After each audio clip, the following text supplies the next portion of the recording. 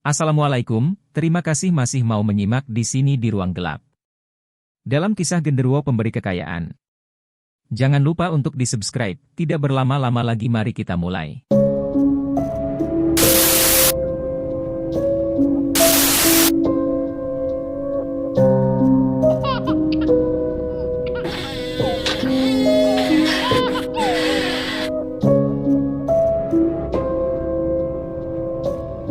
Tubuh Mbak Ani yang terbaring lemah di rumah kontrakannya di daerah Jakarta, membuat kedua orang tua dan anak perempuan Mbak Ani yang usianya masih sekitar 10 tahun itu sedih. Keluarga Mbak Ani pun merasa takut akan kehilangan tulang punggung keluarganya itu, sakit yang diderita Mbak Ani pun terbilang aneh. Tubuh milik Mbak Ani yang tinggi dan berisi itu menjadi sangat kurus hanya dalam waktu beberapa minggu saja. Pengobatan Mbak Ani pun sudah dilakukan ke berbagai rumah sakit di Jakarta, tapi tidak ada satu dokter dari rumah sakit tersebut yang dapat memberikan diagnosa penyakit Mbak Ani setelah melakukan pengobatan medis.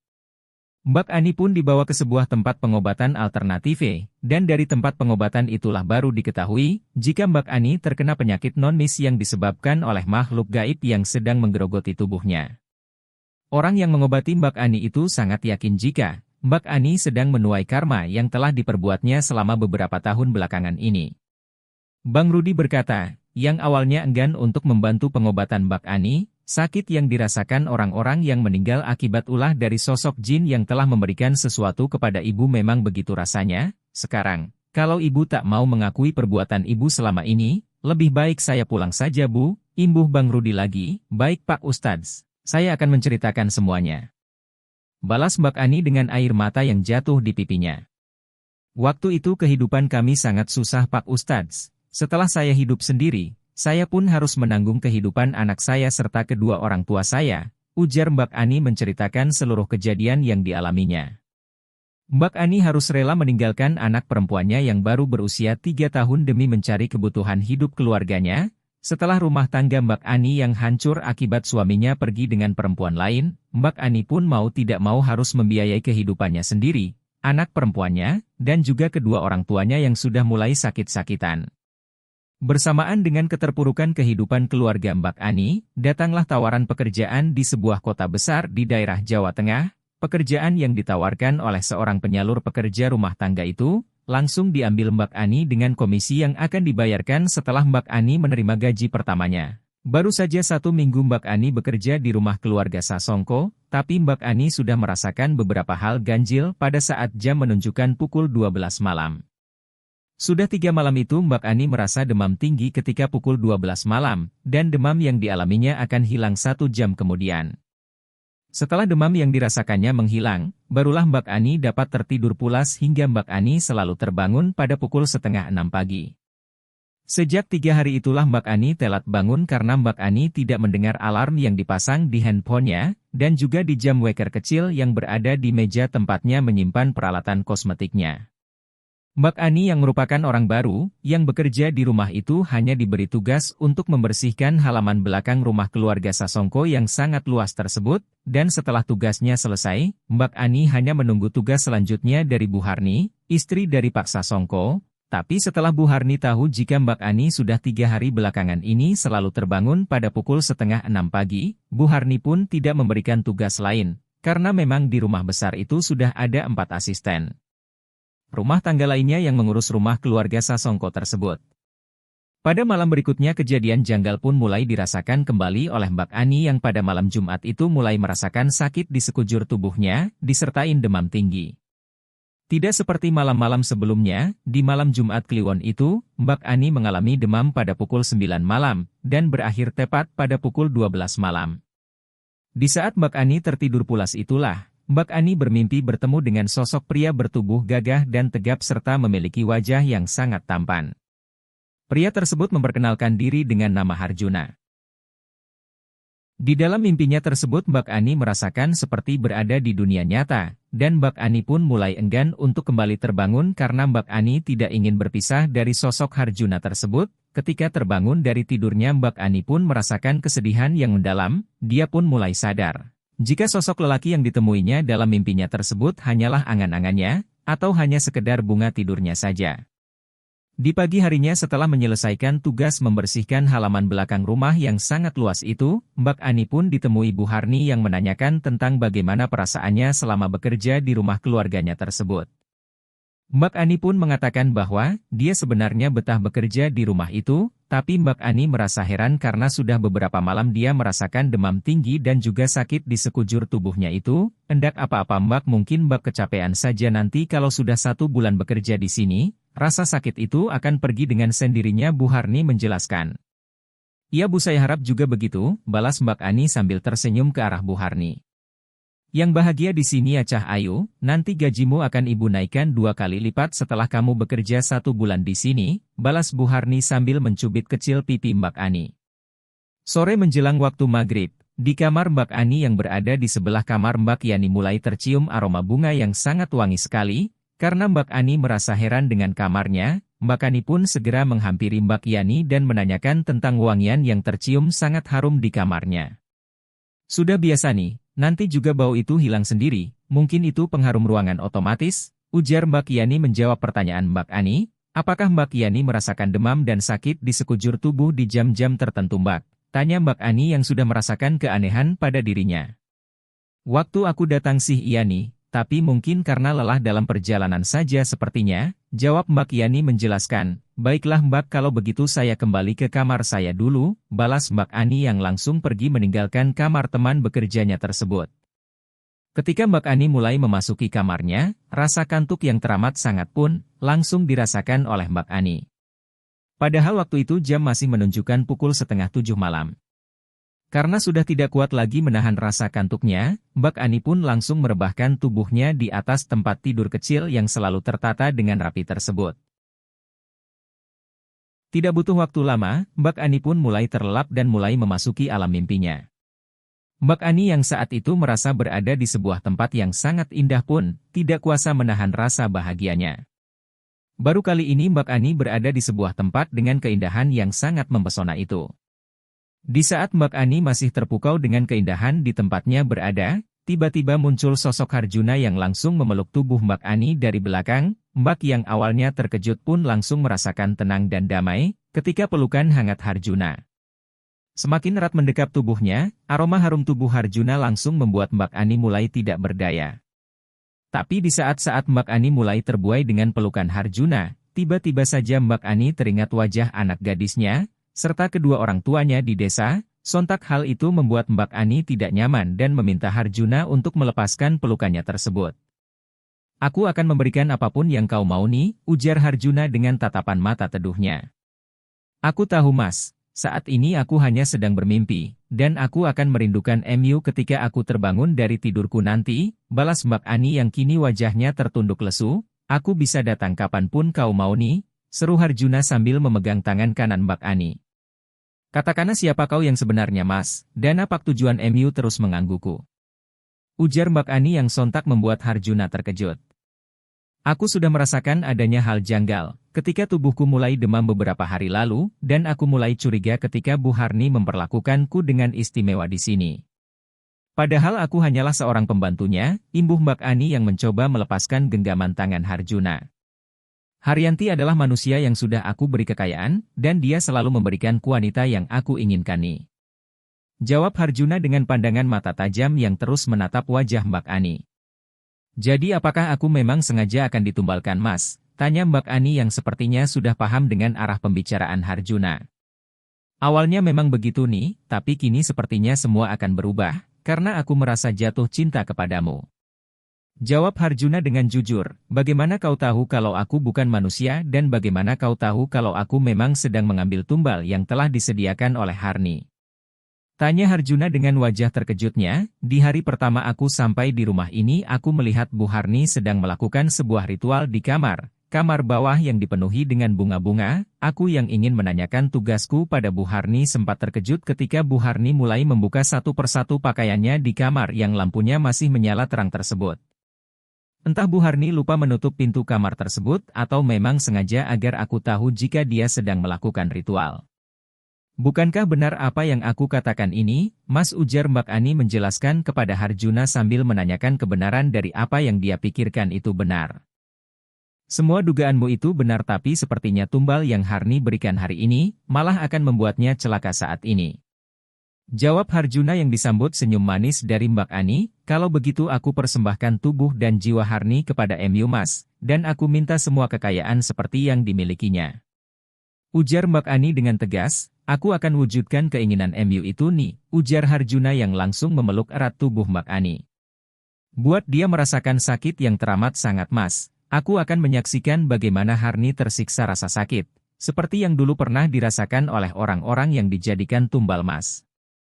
Balas Mbak Ani sambil memeluk erat tubuh Harjuna. Harjuna pun tersentak mendengar ucapan Mbak Ani waktu itu, dia tidak menyangka kalau Mbak Ani akan berpikiran sejauh itu. Tapi saat Harjuna pun tidak berdaya dipeluk Ani, Harjuna pun menyanggupi semua permintaan Ani yang sebenarnya bertentangan dengan perjanjian yang telah dilakukannya dengan Bu Harni. Kau akan mendapatkan aku seutuhnya, tanpa harus berbagi dengan laki-laki lain Mas, tapi kau harus menghabisi Harni dan keluarganya terlebih dahulu. Aku mau Harni merasakan kepedihan mendalam akibat kehilangan orang-orang yang disayanginya. Ujar Mbak Ani sambil menatap tajam wajah Harjuna. Baiklah nih, apapun akan aku lakukan asal aku bisa bersama MU, jawab Harjuna dengan yakin. Keesokan harinya seisi rumah keluarga Sasongko dikejutkan kabar meninggalnya anak perempuan dari Pak Sasongko dan Ibu Harni. Kematian tiba-tiba dari anak kesayangan Pak Sasongko itu sungguh sebuah pukulan berat bagi keluarganya. Bu Harni yang terus saja menangis membuat suasana rumahnya pun menjadi semakin haru, dan sejak kematian anak perempuannya itulah, Bu Harni mulai sakit-sakitan begitu juga dengan Pak Sasongko. Kepergian Dian anak perempuannya itu membuat kehidupannya kacau. Usahanya yang sedang maju pesat pun mulai ikut terkikis dan hanya dalam hitungan bulan 1/1 keluarga Sasongko pun bangkrut dan asetnya harus disita oleh pihak bank. Bu Harni yang setiap harinya hanya mengurung diri dalam kamar pun mulai merasakan sakit yang luar biasa di bagian perutnya. Tanpa disadarinya Bu Harni pun mulai meninggalkan ritual yang selama ini dikerjakannya setiap malam Selasa Kliwon, Jumat Kliwon, dan Sabtu Pahing. Hal itu jugalah yang membuat Bu Harni akhirnya mengalami sakit yang hampir serupa dengan sakit yang dulu pernah diderita oleh Maya dan orang-orang yang bekerja di rumah keluarga Sasongko, yang dijadikan tumbal. Mbak Ani yang sudah merasa puas dengan melihat langsung kondisi Bu Harni dan Pak Sasongko pun kembali ditemui Harjuna di dalam mimpinya karena Harjuna ingin segera menikmati tubuh Mbak Ani walaupun tugasnya belum selesai. Tugasmu belum selesai kok Mas, masih harus melenyapkan Harni dan suaminya, tanya Harjuna dengan wajahnya yang terlihat serius. Sebentar lagi AMS, aku akan pergi dari rumah ini, setelah mengucapkan salam perpisahan kepada Harni, dan susulah aku setelah tugas MU selesai nanti, jawab Ani dengan tegas. Keesokan harinya Mbak Ani pun berpamitan kepada Bu Harni, saat itu Bu Harni masih terduduk walau kini tubuhnya semakin kurus. Saya mau pamit pulang ke desa Bu, ujar Mbak Ani yang sudah duduk di samping tubuh lemah Bu Harni. Kenapa kamu mau pulang nih? Apa kamu sudah tidak betah bekerja di sini? Jawab Bu Harni dengan suara pelan, saya ingin juga menjadi kaya raya seperti ibu. Walau harus menumbalkan orang-orang di sekitar kita Bu, jawab Mbak Ani seraya meledek Bu Harni. Apa yang kau maksud nih? Tanya Bu Harni dengan wajah terkejutnya. Tanyakan itu semua kepada Harjuna Bu, jawab Mbak Ani yang bersiap pergi meninggalkan kamar Bu Harni. Sepertinya sosok Harjuna lebih mencintai saya Bu, dan dia memilih saya daripada Bu Harni, jadi secara tidak langsung Bu Harni akan menjadi tumba pertama untuk kekayaan saya, ujar Mbak Ani yang langsung berlalu pergi dari kamar majikannya tersebut. Apa yang baru saja dikatakan Mbak Ani sungguh membuat hati Ibu Harni hancur. Dia tidak begitu saja percaya dengan apa yang dikatakan Mbak Ani tadi, tapi setelah kepergian Mbak Ani, kondisi tubuh Bu Harni pun memburuk dan seminggu kemudian, Bu Harni serta Pak Sasongko meninggal dunia di waktu yang hampir bersamaan. Rumah mewah keluarga Pak Sasongko pun mulai ditinggalkan oleh para pengurus rumah tersebut, karena orang-orang yang masih bekerja di sana merasa takut dengan munculnya suara-suara misterius dari dalam kamar Bu Harni. Setelah beberapa minggu berada di desanya, sosok Harjuna pun mulai mendatangi Mbak Ani melalui mimpinya, dan di dalam mimpinya itulah Mbak Ani dan Harjuna mengikat sebuah perjanjian. Harjuna bersedia memberikan kekayaan dengan beberapa syarat dan salah satu syaratnya adalah dengan berhubungan intim setiap malam Selasa Kliwon dan malam Jumat Kliwon. Saat ini akan menikmati tubuhmu walau hanya lewat mimpi ini, tapi setelah ini, kau harus menyediakan sebuah kamar untuk kita memadu kasih, ujar Harjuna dalam mimpinya. Apapun akan aku lakukan, Mas. Selama kau tidak meminta nyawa dari keluargaku, balas Mbak Ani dengan tersenyum yang menggoda. Selain menginginkan MU, aku tetap membutuhkan darah manusia nih, jadi kau juga harus menyediakan seseorang untuk aku jadikan tumbal, ujar Harjuna sambil terus memeluk erat tubuh Mbak Ani. Hal itu akan aku pikirkan nanti, Mas. Setelah aku dapat membuka usaha, ucap Mbak Ani menjawab permintaan Harjuna, ambillah uang yang ada di lemari pakaian MU nih. Lakukan apa yang harus kamu lakukan, sambung sosok Harjuna sambil menikmati malam indahnya bersama Mbak Ani. Keesokan harinya, Mbak Ani pun dibuat terkejut dengan tumpukan uang kertas berwarna merah di lemari pakaiannya. Awalnya Mbak Ani ragu dengan uang tersebut, tapi setelah mencobanya untuk berbelanja, Mbak Ani pun mulai percaya bahwa uang yang ada di dalam lemarinya itu adalah uang asli.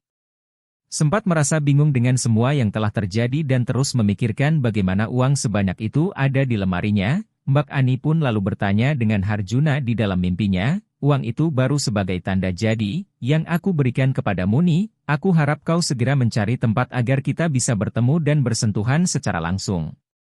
Ujar Harjuna yang kembali menemui Mbak Ani di dalam mimpinya. Setelah mendapatkan uang dari hasil perjanjiannya dengan sosok Harjuna, Mbak Ni pun pergi dari desanya dan mengontrak sebuah rumah di daerah Jakarta. Hal itu sengaja dilakukan oleh Mbak Ani agar tidak ada yang curiga dengan apa yang sudah dilakukannya. Dengan uang yang dimilikinya itu, Mbak Ani pun dapat mengontrak satu rumah dengan 3 kamar. Walau hanya sendirian di rumah besar yang terlihat bersih tapi juga menyeramkan itu, Mbak Ani sama sekali tidak merasakan takut. Dia yakin ada Harjuna yang setiap saat dapat membantunya ketika sedang kena masalah. Setelah mempersiapkan semuanya, ada malam Selasa Kliwon tersebut menjadi malam di mana Mbak Ani untuk pertama kalinya bertemu dengan sosok Harjuna. Apa yang diminta Arjuna pun telah disediakan oleh Mbak Ani dan di malam itu, ketika jam menunjukkan pukul 9 malam Mbak Ani pun sudah bersiap di kamar khusus yang telah disediakannya. Semilir angina pun mulai ke dalam kamar yang tertutup rapat. Mbak Ani yang sudah terbaring di tempat tidurnya yang telah ditaburi bunga-bunga pun mulai memejamkan mata.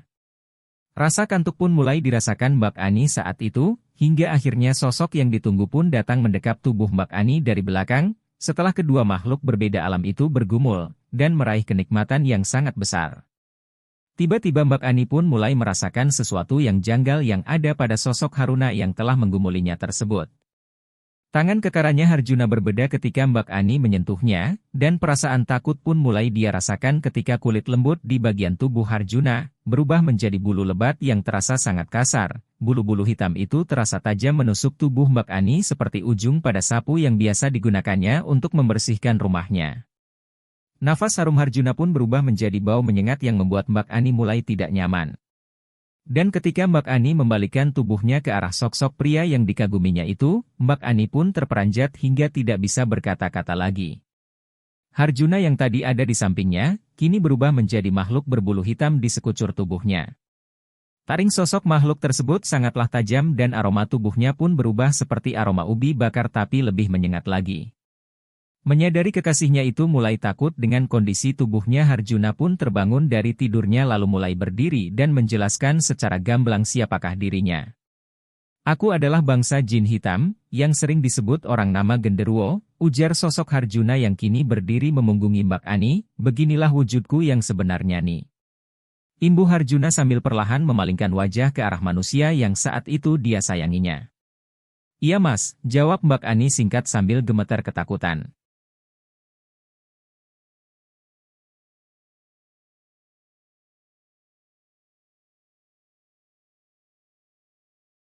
Penyesalan MU tidak ada gunanya nih, sekarang nikmatilah kekayaan MU. Aku akan kembali pada saat malam Jumat Kliwon nanti dan mulailah mencari darah perempuan, karena aku sudah sangat haus sekali. Ujar sosok genderuwo yang bernama Harjuna tersebut. Iya Mas, aku akan memikirkan bagaimana caranya nanti, terima kasih untuk apa yang telah kau berikan Mas, jawab Ani yang masih terbata-bata, tanpa mengucapkan sepatah kata pun, sosok makhluk menyeramkan tersebut tiba-tiba menghilang dari pandangan mata Mbak Ani. Mbak Ani pun hanya terdiam meratapi nasibnya yang ternyata telah bersekutu dengan sosok makhluk gaib berwujud genderuwo tersebut. Setelah Mbak Ani dapat menepis rasa khawatirnya, Mbak Ani pun mulai berjalan menghampiri sebuah lemari kecil yang memang sudah disediakannya untuk menempatkan uang pemberian dari sosok genderuwo tersebut. Rasa takut dan khawatir pun segera pergi dari benak dan hati Mbak Ani, ketika dia melihat tumpukan uang yang jumlahnya ratusan juta rupiah itu. Mbak Ani pun tersenyum dan mulai memikirkan rencananya untuk mendapatkan tumbal kepada Harjuna atau sosok genderuwo pemberi pesugihan itu. Setelah Mbak Ani menemukan cara yang tepat untuk mendapatkan tumbalnya, dia pun segera mengontrak rumah besar di pinggir jalan raya, di kawasan Jakarta. Setelah sedikit melakukan perubahan pada rumah yang akan dijadikan rumah makan itu, Mbak Ani pun mencari orang-orang yang sudah berpengalaman dalam bidang kuliner dengan iming-iming gaji besar. Mbak Ani pun tidak begitu sulit untuk mencari orang yang mau bekerja dengannya, syarat yang diajukan Mbak Ani pun tidak sulit bagi para pencari kerja yang sangat ingin mendapatkan penghasilan dari pekerjaannya tersebut. Syaratnya adalah untuk semua pekerja wajib tinggal di sebuah rumah makan besar tersebut, dengan alasan bahwa rumah makan milik Mbak Ani itu akan buka 24 jam non-stop. Denny, Rozak, Alwi, dan Maman serta Desi, Ayu, Maya, Asna dan juga Beilela yang berasal dari daerah berbeda pun sudah menempati masing-masing kamar yang disediakan. Sedangkan untuk pengelola, Mbak Ani mencari ahli yang sudah berpengalaman dalam manajemen sebuah rumah makan. Sebagai pemilik, Mbak Ani tidak ikut ambil pekerjaan apapun. Semua sudah diserahkan kepada Bu Risma yang dipercaya untuk memegang penuh usaha baru milik Mbak Ani itu. 1 bulan sudah rumah makan besar milik Mbak Ani mulai beroperasi. Semua karyawannya bekerja pun tampak semangat dan giat dalam bekerja, tidak ada hal-hal aneh yang ditemui seluruh pekerja yang ada di rumah makan besar Mbak Ani tersebut. 3 bulan kemudian salah satu pekerja di rumah makan milik Mbak Ani pun jatuh sakit dan hanya dalam waktu 1 minggu sakit yang diderita oleh Asnah pun semakin parah. Mendengar ada salah satu karyawannya yang sakit pun Mbak Ani datang langsung ke rumah makannya untuk melihat langsung kondisinya Asnah. Karena Asnah sudah tidak dapat bekerja lagi dan kondisinya makin parah, Mbak Ani pun memberikan sejumlah uang kepada Asnah untuk biaya pengobatannya di kampung halamannya. Tidak hanya memberikan uang pengobatan, Mbak Ani juga meminta supir yang bekerja di rumah makannya tersebut mengantar Asnah pulang ke daerah Bandung. Dan setelah beberapa minggu kemudian, teman-teman Asnah pun mendapatkan kabar dari keluarganya bahwa Asnah sudah meninggal dunia.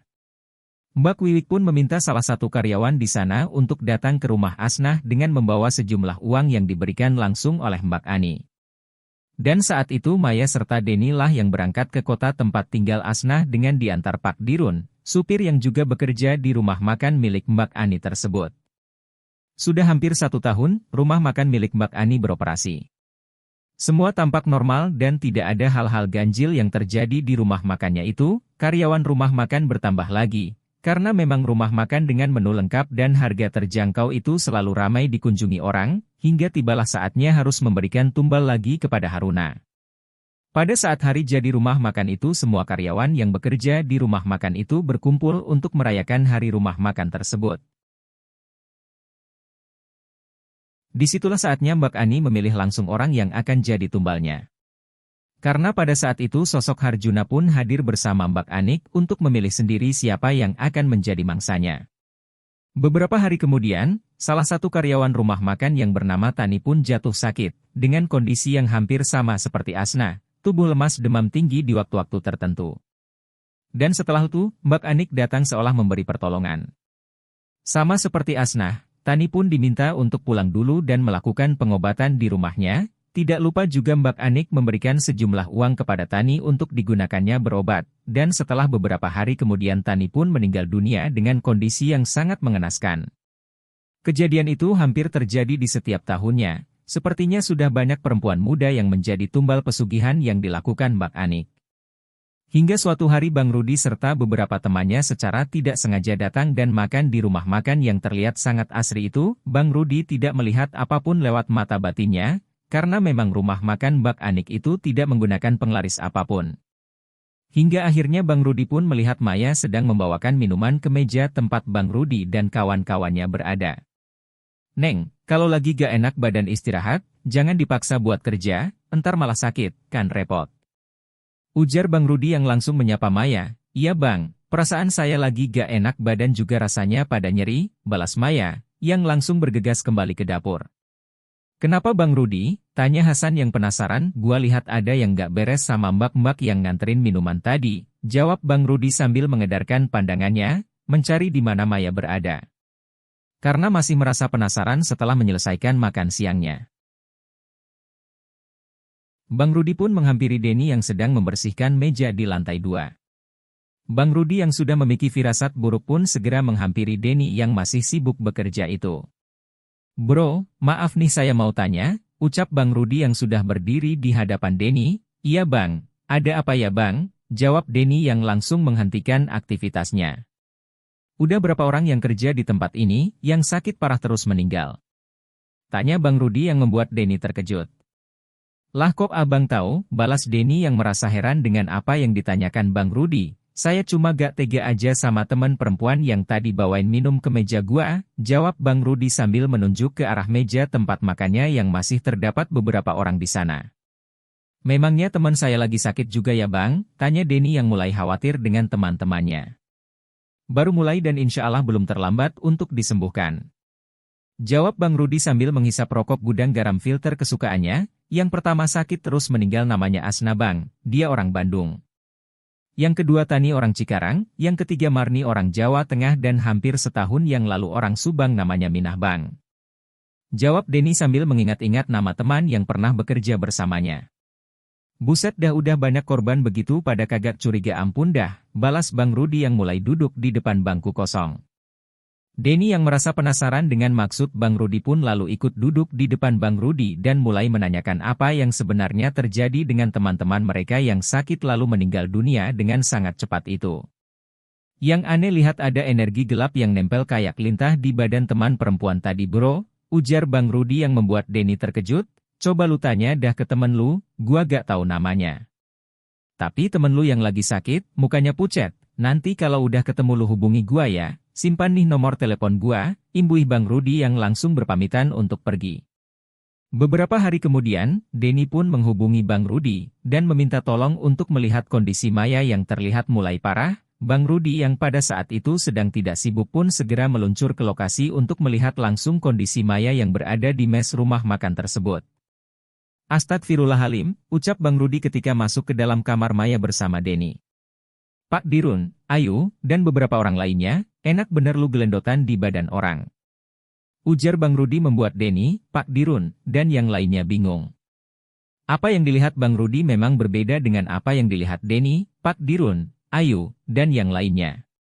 Yang dilihat Denny dan teman-temannya hanyalah tubuh lemah Maya yang terbaring dengan wajah pucat, serta tubuhnya mulai mengurus. Bang Rudi pun lalu keluar dari dalam kamar Maya dan meminta Denny serta yang lainnya untuk menyiapkan air cucian beras serta air putih biasa dan garam kasar. Setelah semuanya siap Bang Rudi pun segera berdoa untuk mengusir sosok makhluk gaib yang sedang menggerogoti tubuh Maya. "Bismillahirrahmanirrahim," ucap Bang Rudi dengan lantang, sambil menciprat-cipratkan air cucian beras yang sudah diberi doa oleh Bang Rudi sebelumnya. "Beh babeh ambil wudu gih." Abis itu babeh adzan di depan pintu kamar, sambil menghadap ke arah dalam ya. Kelar adzan babeh langsung komat. "Oke beh," ucap Bang Rudi kepada Pak Dirun tanpa bertanya-tanya lagi. Pak Dirun pun segera pergi ke kamar mandi untuk mengambil wudhu, dan tidak lama kemudian, Pak Dirun pun sudah berdiri di depan pintu sambil mengumandangkan adzan. Tubuh Maya pun mulai bereaksi mendengar adzan yang telah dikumandangkan oleh Pak Dirun, bersamaan dengan Iru. Bang Rudi pun terus berdoa dan mulai menarik energi jahat dari tubuh Maya. Bang Rudi yang melakukan gerakan silat pun mulai menarik sosok makhluk gaib yang ada di dalam tubuh Maya. Setelah sebelumnya, Bang Rudi telah menghancurkan energi hitam yang digunakan makhluk gaib tersebut sebagainya pelindungnya. Hampir 1 jam lebih Bang Rudi berjibaku seorang diri untuk membebaskan Maya dari sosok gaib yang secara perlahan menghisap saripati tubuhnya, hingga akhirnya ledakan keras pun terdengar dari arah dapur yang segera diiringi oleh ucapan syukur dari Bang Rudi. "Alhamdulillah, masih bisa ketolong elu neng," ujar Bang Rudi sambil mengusap wajahnya. "Beh tolong setelah ini bawa Maya ke rumah sakit ya biar dapat perawatan medis, karena dia mulai demam tuh," seru Bang Rudi kepada Pak Dirun. "Gaibnya gimana bang?" tanya Pak Dirun dengan wajahnya yang terlihat tegang. "Alhamdulillah udah kabur. Sekarang dia udah pulang ke yang memelihara dia," jawab Bang Rudi yang membuat Denny, Pak Dirun dan Ayu serta yang lainnya lega. "Sekarang saya pamit ya, entar langsung bawa dah ke rumah sakit biar dapat info sama obat, insya Allah kagak kenapa-napa, soalnya udah saya pagerin juga badannya tuh." Ibu Bang Rudi langsung berpamitan kepada Denny, Pak Dirun, dan yang lainnya. 3 hari kemudian Bang Rudi pun mendapatkan kabar jika Maya sudah berangsur pulih, dan kini Maya sudah diantar pulang ke kampungnya oleh Pak Dirun. Tapi di sisi lain Bang Rudi pun dimintai tolong kembali, untuk mengobati pemilik rumah makan tempat Denny dan Maya serta lainnya bekerja. "Bos lu sakit apa bro?" tanya Bang Rudi kepada Denny di ujung teleponnya. "Hampir kayak Maya bang," jawab Denny singkat. "Ya udah, kita ketemu di rumah makan aja ya, nanti malam kita langsung ke rumah bos lu," ujar Bang Rudi lagi, sekitar jam pukul 8 malam.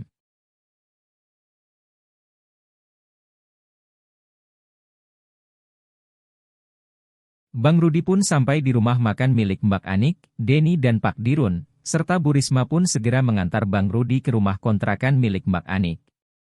Sesampainya di sana, Bang Rudi hanya tersenyum-senyum sambil menggelengkan kepalanya melihat tempat tinggal Mbak Anik yang besar tapi sangat sederhana itu.